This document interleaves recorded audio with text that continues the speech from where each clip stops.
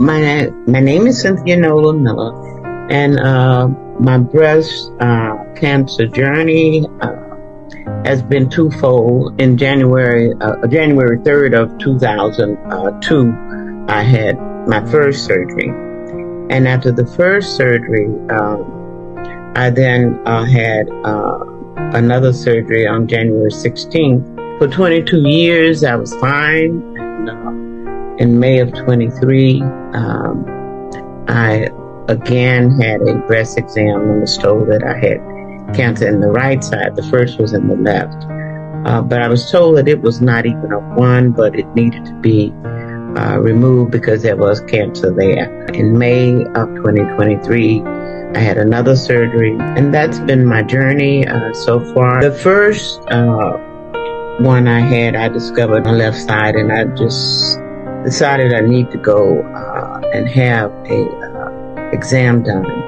So I went out on Halloween and had that breast examined, and was told later that they needed to do something else to be sure.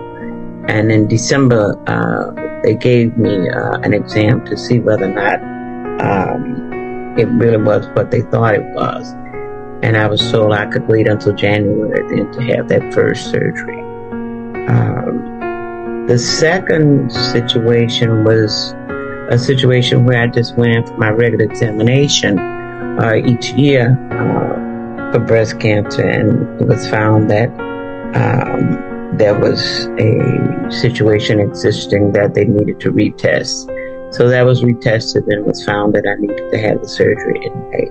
What helped me the most during my treatment was my finally being able to deal with the fact that I needed to make sure that I ate correctly.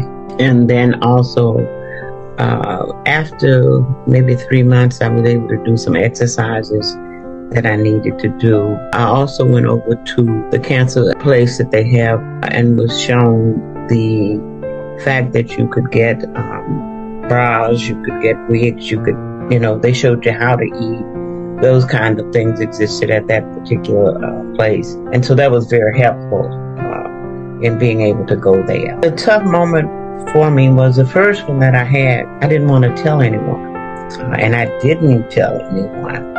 I didn't even tell my husband until about a week before I was to have the surgery. And it was tough just accepting the fact that you're going to have to deal with this.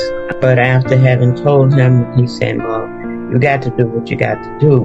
And my thing was, I was afraid I was going to have an amputation. And that was not the case. I did not have to have either one of them at either time amputated. So as a result, I've been able to maintain both breasts, just having them remove what was there. Key lesson that I learned is that it's very important that one go and get a mammogram, and you continue to not have them. Your chances of survival will be less, but your chances of survival are better if you go each year and have them done.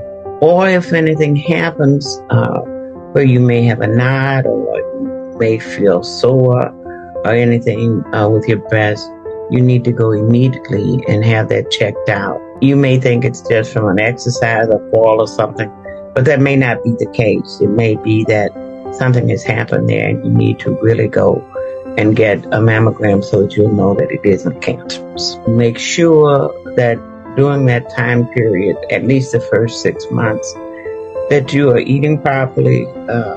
If and when they tell you you can do some exercises, be sure that you do that.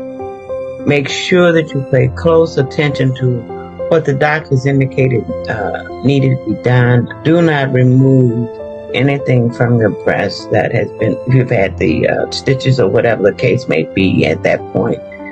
Do not remove those until the doctors indicated they should be removed, because removing them too early, it may cause you some other problems that you would not necessarily want to have. And I did have a friend who did that, and as a result, ended up having to go to wound care. It's important to me because I have had several of people that I've known who have died as a result of it.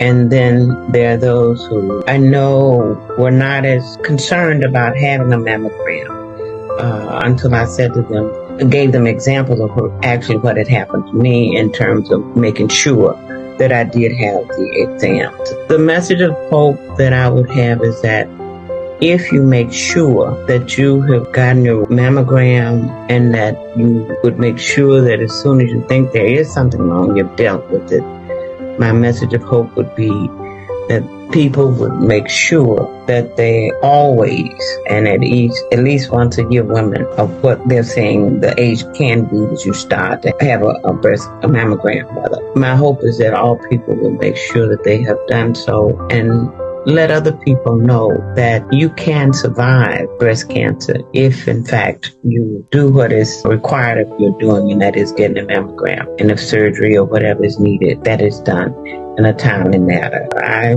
definitely want to let it be known that you can survive. And I'm now 80 years old. I was only 50 when I had the first one. So it's a survival situation, and I'm blessed to still be here.